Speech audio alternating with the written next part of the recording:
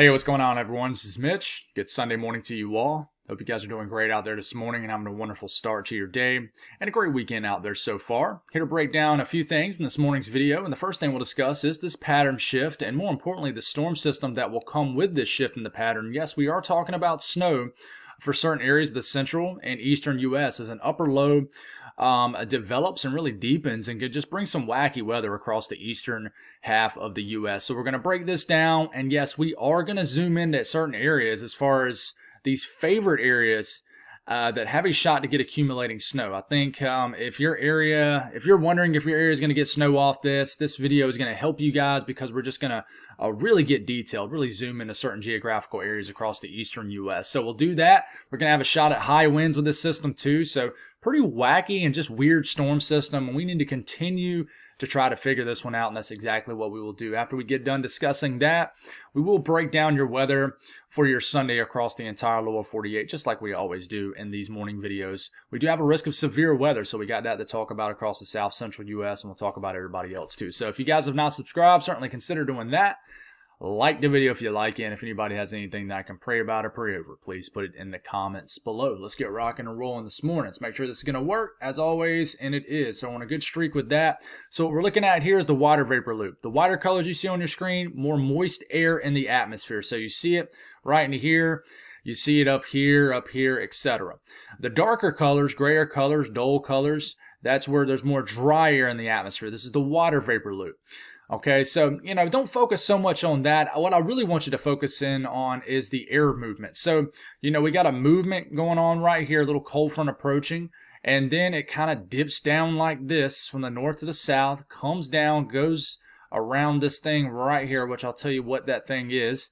And then you got all the air movement streaking across the middle of the country, and then it kind of goes this way and goes into a ridge that's extending all the way up into Canada, and you get a little bit of a dip right here. We got some blocking up here with just a low spinning around in the North Atlantic, but we do got some ridging going on right here, and we got this trough going on here, a little spike in the ridge right here. So this area right here is an upper low that's developing. A surface low will develop off of it, and the flow coming off this side of this is actually going to bring a lot of weather across the south central U.S., including a severe weather threat across Texas and surrounding states, and some snow in some higher elevations of New Mexico. So that is the pattern right now. Let's take off some of these arrows. So you see the general movement that I did with these arrows? Now, compare that with this, the current upper wind pattern, well, the current upper pattern that the Euro is showing right now. It makes sense, right? Okay, you're coming up like this, you're dipping down like that, coming back up like this, and you dip down right here. The blue, lower pressure. Okay, the orange, red, whatever you want to call this, salmon color, that's higher pressure. Ridge right here, trough of low pressure right here. Okay, unsettled weather in the blue, typically cooler than average temperatures. Calmer conditions above average temperatures, typically associated with the warmer colors you see on your screen. So you look at this and you compare it back to that, it makes sense, right? Dip in the jet, dip right here, okay? Rising right here, rising right there, okay? And the movement of the air goes just like this around these features, okay? Coming like that, jams up right here with this ridge, comes back down way up here like that. Okay, so I've been showing you that the last few videos to start these videos off, just to get you guys a good understanding, because when you have this dip in the blue right here, that's a dip in the jet stream, and this darker shade of blue, that's where you have lower pressure energy, a storm system. So you keep going here, we're going to go in time, we're getting into later in the day. This little area of secondary area of lower pressure gets kind of cut off, right? Now it doesn't stay cut off. It's pretty much connected to this trough right in here, this darker shade, this lower energy right here.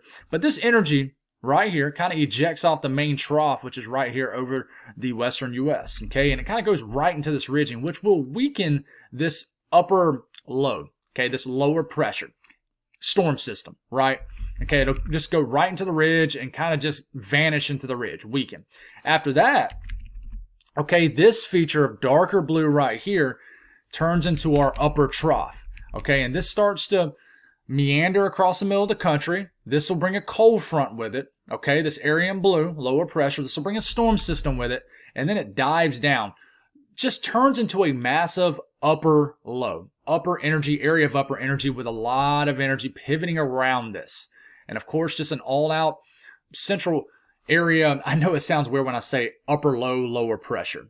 We'll dive into that in another day. But just think of this as a storm system, okay? But this dives down, energy flying around this area in blue here, dipping the jet, and then it really bottoms out here where you have your most energy associated with that actual upper low of energy here, this upper energy. Okay, so this is going to bring cooler than average temperatures. This is going to bring a lot of unsettled weather.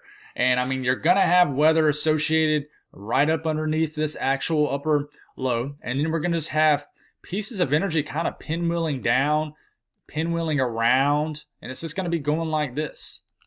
Okay, going like that. Now, some of these areas of energy won't actually even make it to the surface as rainfall or even snow. Okay, but we'll just have stuff circulating around that trough. Okay, and it's going to bring below average temperatures. And with such an aggressive, amplified, amped up trough here, this is also going to bring dynamics like stronger winds, tighter wind gradient here, and things like that. So this, just think of this big blue blob here is a lot of energy, and it's going to bring a shift in the pattern. Of course, you got a big area in blue, lower pressure. You're going to have a lot of unsettled weather. Ridge spikes across the western areas of the central U.S. How long will this trough hang out around the eastern U.S. and continue to spin energy? Here's another little embedded piece of energy that's going to try to dive down. It's a big question here. Okay, it looks like the pattern moves on. Another weak ridge takes over the eastern U.S., and then we have to watch other areas of energy, but we're not going to talk about that right now. What does that mean at the surface? Okay, at the surface as far as, is it raining or is it snowing? What is it doing? All right, so we'll start off for tomorrow morning. Big storm system already underway. We're going to wake up tomorrow morning with a lot of rain in our first storm system. So you keep your eyes on this, right? Looks like a big rainstorm over the south central U.S. Let's back this up to that same time frame and match it up to see what that looks like on the upper pattern here. 500 millibar chart. This is what it looks like. You notice how you have this darker shade of blue here? You compare that with this. There's a piece of energy right here, a large piece of energy, a storm system. You can compare that with that. Makes sense, right? And I'm only showing you this as a teaching moment just so you, I know it's very, I get it. It sometimes it's very difficult for me to explain it. So I know the blues and the reds get confusing. Darker shade of blue here makes sense, right? Storm system right here. Okay, hopefully that makes sense. All right, so we'll keep this going. We're getting into Monday afternoon. We're going to get some severe weather potential across the south central U.S., but this is a big storm system, not a whole lot of cold air associated with it. So this is just a big rain bomb, if you will, across areas of the south of the central U.S. And we keep this going. We get all the way into Tuesday morning, a lot of rain. I mean, once upon a time, this showed us snow, especially on the northern end of this low. Still mostly rain, okay? A lot of rain across the Great Lakes region. And then finally some cold air with this trough that digs down that we just discussed, catches up with this moisture, and you turn from rain to snow across North Dakota. And then you see this 540 line here. This is bringing a lot of cold air to the surface, but more importantly, aloft in the upper levels of the atmosphere. And then it allows for some dynamics to kick in. Some of this rain begins to switch to snow as we get into Wednesday afternoon. Look at the blues showing up. We're starting to get into Tuesday, and this is the Euro, by the way. Okay, we're starting to get into Tuesday, and this is the latest one too, the 06Z, so fresh off the press here. Thursday morning, look at a little bit of a rain-snow mix across the Midwest, Ohio Valley, and it's wild. It's raining up in the UP of Michigan. You could eventually switch to some snow. We'll see what happens. But, yeah, that's pretty much all she wrote with that. The bigger story, I would say, is just this rainstorm across the middle of the country. Central U.S., you know, that's the main story. And the GFS shows the same thing. Big rain event across the middle of the country. Cold air tries to catch up with the moisture right at the tail end before this plows into this ridge. Okay, rain switches to snow across North Dakota. Here comes the cold air filtering in behind that system. And we're getting into next Wednesday, you can say this Wednesday now, you're getting a little bit of energy flying down the backside of this trough. So we're getting some snow flurries, maybe some festive flurries is what I like to call it, across the north central U.S. and the upper Midwest. And I would say that the GFS is much more aggressive with the cold air. For example, GFS brings a pretty aggressive snow event across the Great Lakes region. In fact, let's just switch to that on the GFS. Like, look at this heavy snow event Thursday morning in the Great Lakes region, all the way down to lower Michigan, and then we'll discuss all this here in a second. So let's go back to the central U.S. How much rain between now and the next 3 days? A good bit, folks. This takes us about till Tuesday, right? And we got a few inches of rain. You know, you guys are starting to get a lot of rain across western Texas, which could be very dry this time of the year. And you guys have gotten a lot of rain. A lot of rain across Oklahoma, a couple inches. I mean, we kind of zoom into Kansas here, 1 to 2, as much as 3 inches. And this is going to bring a lot of rain up here too, mostly rain. 1 inch, 2 inches of rain across Wisconsin, Minnesota, Iowa, etc. What about snow? The blend of all models, and let's see if we do have the National Weather Service forecast. And we do. Just out to Wednesday morning, though. Already calling for a few inches of snow in North Dakota. So it looks like you're going to get a snow event out of this. Just between now and Wednesday morning. Still could be snowing. So could get a few, maybe as much as several inches of snow. We'll see what happens with this. We'll go back to the blend of all models. It's a little bit more aggressive with this. But, you know, typically we'll tip our hat more to the National Weather Service forecast. But so this is the big frame here that we're going to spend some time on. This is the eastern U.S. This is the GFS model, right? We're going to start this off with Tuesday morning. We got nothing but rain screeching across areas of the eastern U.S., okay? Some of this will be enhanced off the leftovers of Sarah down here in the Central America area. But regardless, some rain starts to move into Florida, Georgia, light rain across the eastern U.S., just a damp day. And then this punch of cold air comes in. You see this blue line right here? That's the 540 line, freezing aloft, okay? This moves in, the dynamics kick in, this upper low starts to deepen, and this kind of core of cold air begins to move in. Now, you're probably thinking, why is it snowing in Kentucky but raining up here in Vermont and New Hampshire? That is because there's a pocket of cold air aloft right here. It's not freezing at the surface or anything like that. The actual surface temperature can be the exact same in Ohio and Kentucky than it is up here in New York. But there's colder air above our heads in this area. This allows for dynamics to kick in, and it just pretty much allows for the snowflakes to remain snowflakes all the way down to the surface, especially if we get heavier rates, like the snow or rain is falling at a faster pace and a heavier pace. So we started getting the Thursday afternoon, right? Snow starts to fall in the mountains of West Virginia, and a little bit of rain snow mix in Ohio. And then it starts to really snow in the higher elevations of the Allegheny Mountains, the highlands of West Virginia. Rain starts to mix with some snow in like the Poconos, the Catskills, maybe in some of the higher elevations. You just don't have a lot of cold air aloft up here. That could change. But then we start to get into Friday morning. It's snowing all the way down to the Smokies, mountains of Virginia, West Virginia. Rain trying to switch to snow. You're trying to get a low pressure, a secondary low that could be the primary low developing off the coast of New England. We'll see if that happens. There's just not a lot of cold air associated with it. But we keep this going all the way into the latest 06 06 Euro only goes out to about the middle of the night, Friday night. And listen, we're still getting some energy pivoting around this trough, okay? Main kind of lower pressure of this trough of energy right here is over here, but we're still getting energy kind of coming down here all the way down to the southern apps. But we do have to switch it back to the OOZ because we don't have the entirety of the run. It does look like we have more energy on the latest run pretty south than we do on the old run. But it looks like the storm pretty much wraps up over the weekend. Warmer air moves back in. A ridge settles back in. So Euro, is definitely your first snow event across the apps. Okay. Well, now what about the GFS? The GFS started backing off last night. Does not, I would say, pull this trough down south. And I honestly think that is why more snow shows up for the Great Lakes region, because the center of this cold air aloft is really centered over the Great Lakes region. So the GFS would bring more snow to the Great Lakes region and even areas of the Ohio Valley too. And yes, snow all the way down to West Virginia. But as far as snow reaching really far south down to the Smokies, you're probably not going to see as much. This would bring more snow to, say, the Ohio Valley maybe. Interior New England, like look at the rain switching to snow Friday evening. And then we're starting to get into Friday morning. I'm sorry, Thursday evening. This is in the Friday morning. We start to get a little snow, trying to make it all the way down to West Virginia, the Central Alps. And then, you know, the GFS wants to try to get a low developing cold air is around enough, and all of a sudden we get a heavy interior New England snowfall Friday evening that could dump, you know, a good bit of snow on the ground. Look at the snow up here in Maine. And then we got another system that kind of comes in behind it, but let's not talk about this one yet. Now, the Canadian kind of follows the Euro. Canadian has been aggressive.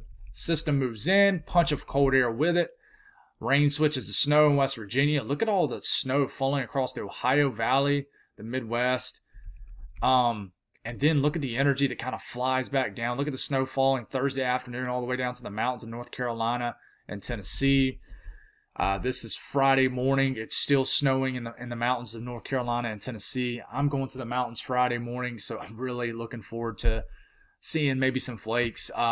Snow falling in the Central Alps. It's a weird event up here in New England. We got to figure out where the best cold air at the surface and aloft is. And then, you know, snow just continues all the way into the weekend. Saturday morning, you got snow continuing to fall in the higher elevations of West Virginia especially. And it hangs around for a while. Lake effect, lake enhanced energy is there. How much cold air do you have, though? That's the big question here. So, interesting stuff. That's just comparing model guidance. Now, let's just focus in on the ensemble guidance. The Euro ensemble shows, and we might have, well, let's just look at the OOZ first. Okay? This takes us all the way between now and next Monday morning, 8 days out, which is pretty much the entirety of the event. All right? Heaviest snow is obviously in the higher elevations of West Virginia, extreme western Maryland, and the Allegheny Mountains, all the way down to the mountains of Virginia. But we do have a signal all the way down to the Smokies. We got snow trying to show up even for Boone, Banner Elk, Roan Mountain for sure. A little bit of snow in the Cumberland Plateau also. And check out the snow amounts in Ohio. This isn't a forecast, just ensemble guidance. Okay, now let's look at let's see if we have we do not. I was going to see if we had the 06Z EPS, but we don't.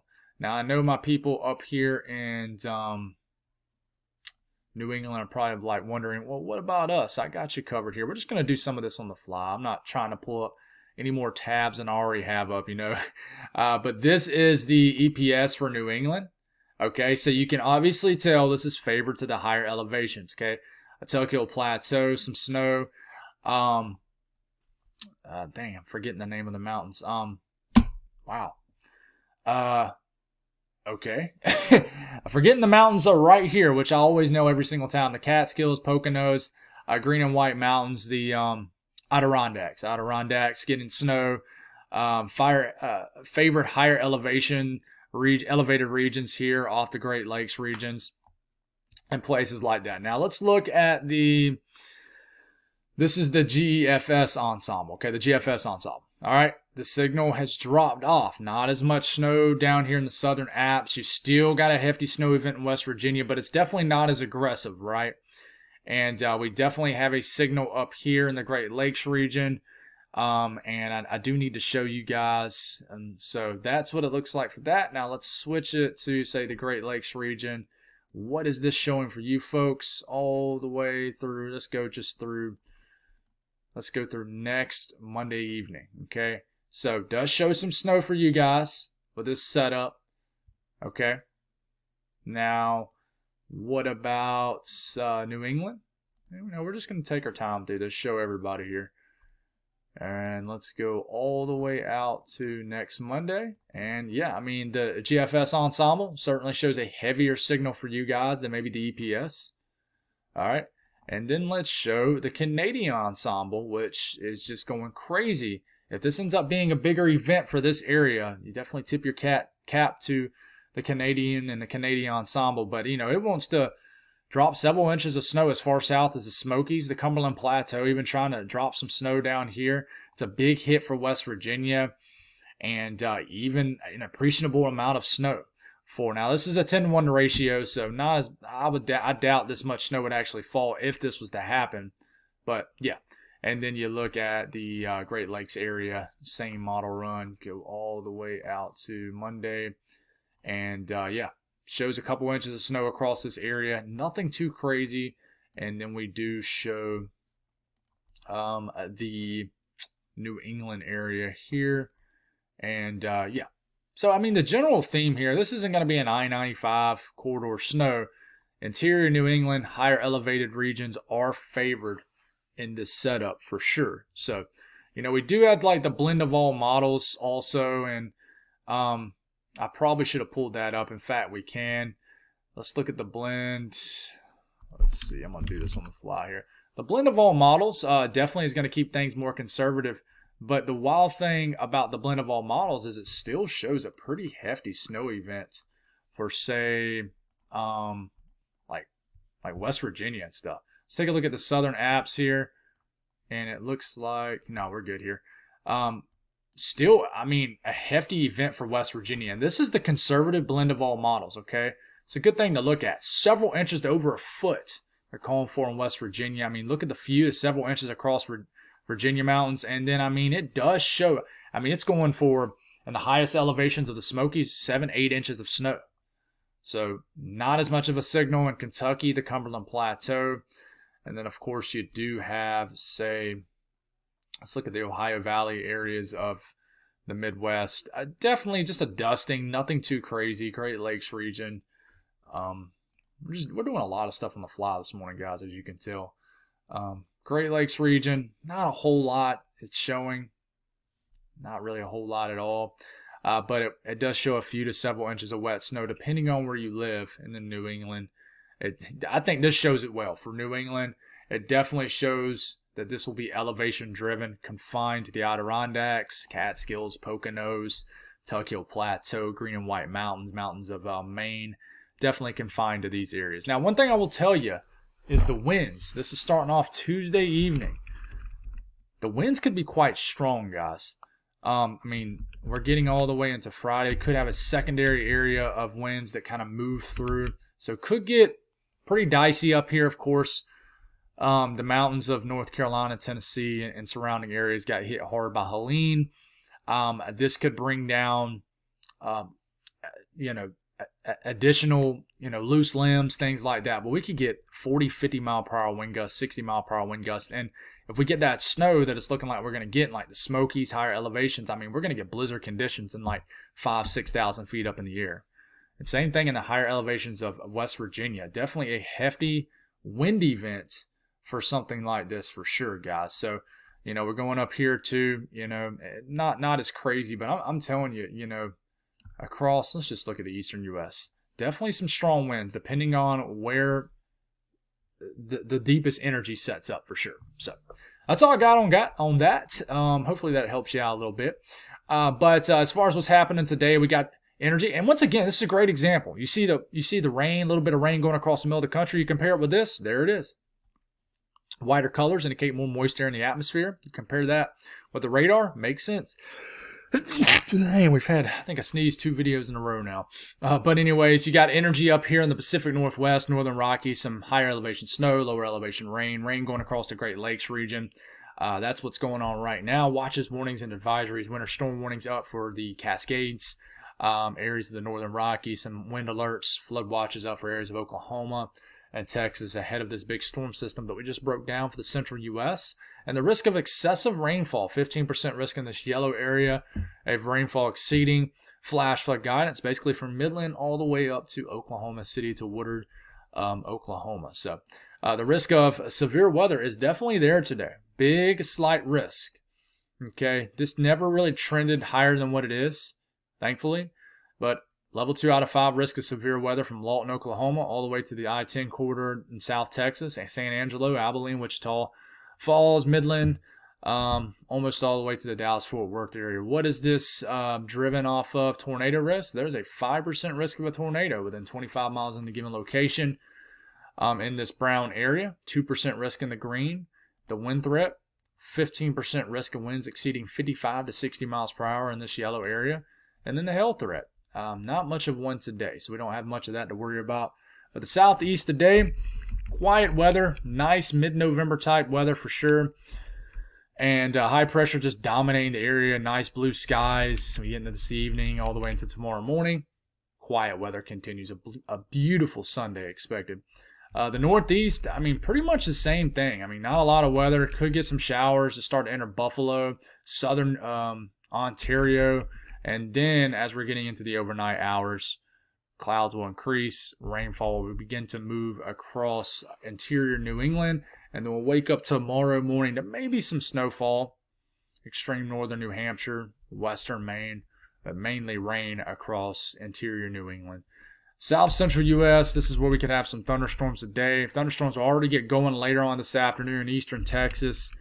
But just a big old plume of rain really sets up. And like I said, some of these storms will be severe. But really, the HRRR model is really just showing a whole lot of rain. It's really what happens later tonight. We could get some storms. Surface low develops off this upper low. And these storms later tonight, I mean, maybe around midnight, starts to scream across areas of western Texas.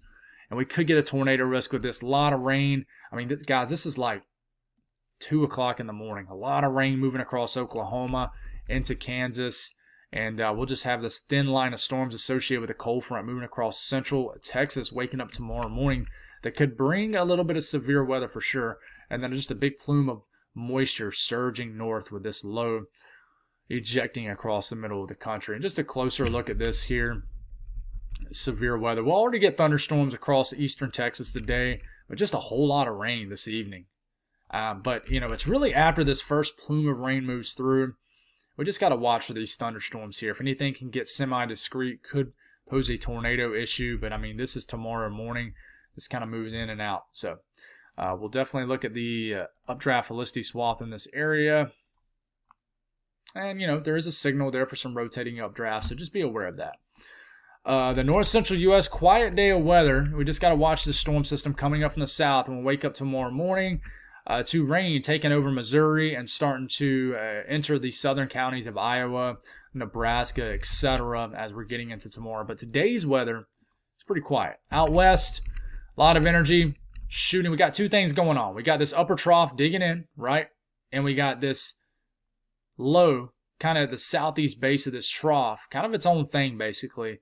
Might as well call it just an upper low, ejecting across the middle of the country. So this is kind of its own separate system, and this is also.